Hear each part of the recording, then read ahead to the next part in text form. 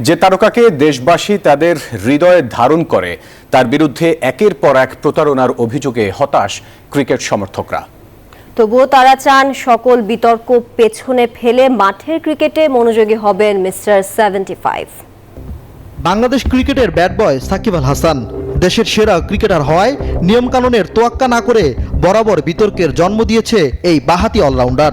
কখনো সতীর্থর সঙ্গে বাজে আচরণ, কখনো মিডিয়া ও দর্শকদের সঙ্গে বোর্ডের নিয়ম ভেঙে শাস্তিও পেয়েছেন অনেকবার।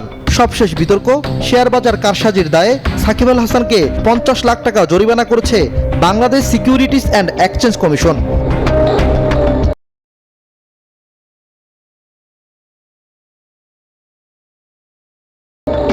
এই সাকিব আল হাসান একসময় পুঁজিবাজার নিয়ন্ত্রণ সংস্থার শুভেচ্ছা দূত ছিলেন।